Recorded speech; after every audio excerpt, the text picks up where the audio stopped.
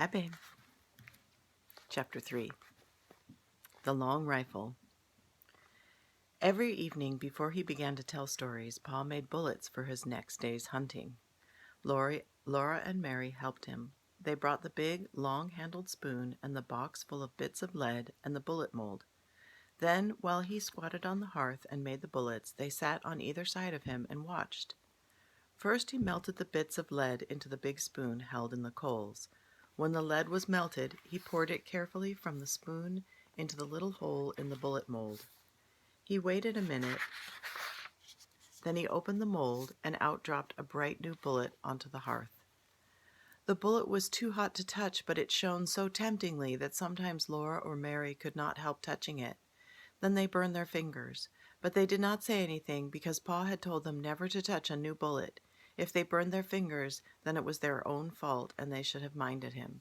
So they put their fingers in their mouths to cool them and watched Pa make more bullets. There would be a shining pile of them on the hearth before Pa stopped. He let them cool, then with his jackknife he trimmed off the little lumps left by the hole in the mold. He gathered up the tiny shavings of lead and saved them carefully to melt again the next time he made bullets. The finished bullets he put into his bullet pouch. This was a little bag which Ma had made beautifully of buckskin from a buck Pa had shot. After the bullets were made, Pa would take his gun down from the wall and clean it. Out in the snowy woods all day, it might have gathered a little dampness, and the inside of the barrel was sure to be dirty from powder smoke. So Pa would take the ramrod from its place under the gun barrel and fasten a piece of clean cloth on its end. He stood the butt of the gun in the pan on the hearth and poured boiling water from the tea kettle into the gun barrel.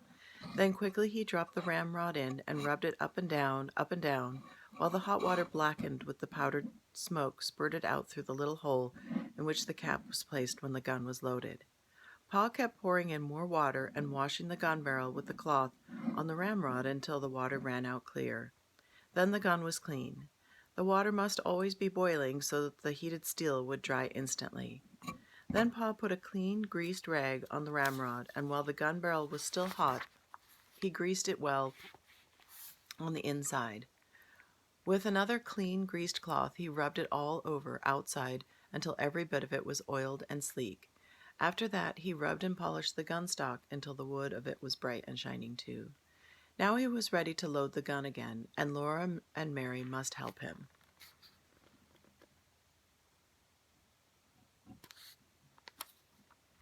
Standing straight and tall, holding the long gun upright on its butt while Laura and Mary stood on either side of him, Pa said, "You watch me now and tell me if I make a mistake." So they watched very carefully, but he never made a mistake. Laura handed him the smooth, polished cow horn full of gunpowder. The top of the horn was a little metal cap. Pa filled this cap full of the gunpowder and poured the powder down the barrel of the gun. Then he shook the gun a little and tapped the barrel to make sure all the powder was together in the bottom. "Where's my patch box?" he asked them, and Mary gave him the little tin box full of little pieces of greased cloth. Pa laid one of these little bits of greased cloth over the muzzle of the gun, put one of the shiny new bullets on it, and with the ramrod he pushed the bullet and the cloth down the gun barrel. Then he pounded them tightly against the powder. When he hit them with the ramrod bounced up in the gun barrel, and then Pa caught it and thrust it down again. He did this for a long time. He put the ramrod back in its place against the gun barrel. Then taking the box of caps from his pocket, he raised the hammer of the gun and slipped one of the little bright caps over the hollow pin that was under the hammer. He let the hammer down slowly and carefully. If it came down quickly, bang, the gun would go off. Now the gun was loaded, and Pa laid it on its hooks over the door. When Pa was at home, the gun always lay across those two wooden hooks above the door. Pa had whittled the hooks out of a green stick with his knife and had driven their straight ends deep into the holes in the log. The hooked ends curved upward and held the gun securely. The gun was always loaded, and there was... Excuse me. The gun was always loaded and always above the door, so Pa could get it quickly and easily any time he needed a gun. When Pa went into the big woods, he always made sure that the bullet pouch was full of bullets, and that the tin patch box and the box of caps were with him in his pockets. The powder horn and small sharp hatchet hung at his belt, and he carried the gun ready and loaded on his shoulder.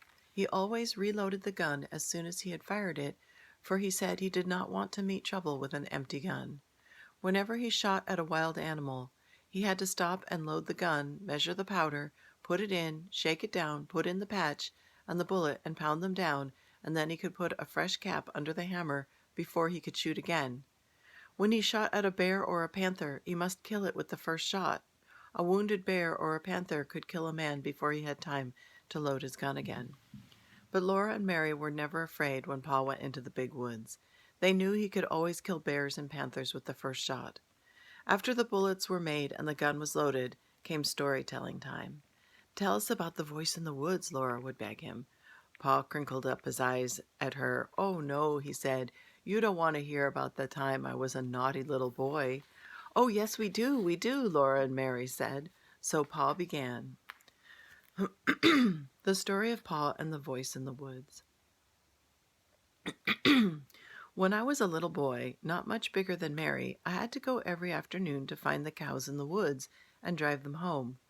My father told me never to play by the way, but to hurry and bring the cows home before dark, because there were bears and wolves and panthers in the woods. One day I started earlier than usual, so I thought I did not need to hurry. There were so many things to see in the woods that I forgot that dark was coming. There were red squirrels in the trees, chipmunks scurrying among the leaves, and little rabbits playing games together in open spaces. Little rabbits, you know, always have games together before they go to bed. I began to play I was a mighty hunter, stalking the wild animals and the Indians.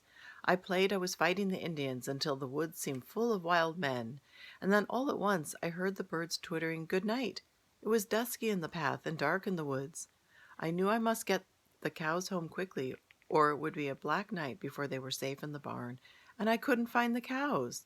I listened, but I could not hear their bells. I called, but the cows didn't come. I was afraid of the dark and the wild beasts, but I dared not go home to my father without the cows. So I ran through the woods, hunting and calling. All the time the shadows were getting thicker and darker, and the woods seemed larger, and the trees and the bush looked strange. I could not find the cows anywhere. I climbed up the hills looking for them and calling. I went down into the dark ravines, calling and looking. I stopped and listened for the cow bells, and there was not a sound but the rustling of leaves. Then I heard a loud breathing, and I thought a panther was there in the dark behind me, but it was only my own breathing. My bare legs were scratched by the briars, and when I ran through the bushes their branches struck me, but I kept on, looking and calling. "Suki, Suki, Suki, Suki," I shouted with all my might. "Suki!" Right over my head something asked, "Who?" My hair stood straight on end. "Who? Who?" the voice said again, and then how I did run! I forgot all about the cows. All I wanted was to get out of the dark woods, to get home. That thing in the dark came after me and called again, "Hoo!" I ran with all my might. I ran till I couldn't breathe, and still I kept running. Something grabbed my foot, and down I went, up I jumped, and then I ran. Not even a wolf could have caught me. At last I came out of the dark woods by the barn. There stood all the cows, waiting to be let through the bars. I let them in, and I ran to the house. My father looked up at me and said, "Young man, what makes you so late? Been playing by the way?" I looked down at my feet, and then I saw one big toenail had been torn clean off. I had been so scared that I had not felt it hurt till that minute. Pa always stopped telling the story here and waited until Laura said, "Go on, Pa, please go on." "Well," Pa said, "when your grandpa went out into the yard and cut a stout switch, and he came back into the house and gave me a good thrashing so that I would remember to mind him after that. A big boy, 9 years old, is old enough to remember to mind," he said. "There's a good reason for what I tell you to do," he said, "and if you do as you're told, no harm will come to you." "Yes, yes, Pa," Laura would say, bouncing up and down on Pa's knee. And then what did he say? He said, "If you'd obeyed me as you should, You wouldn't have been out in the big woods after dark, and you wouldn't have been scared by a screech owl.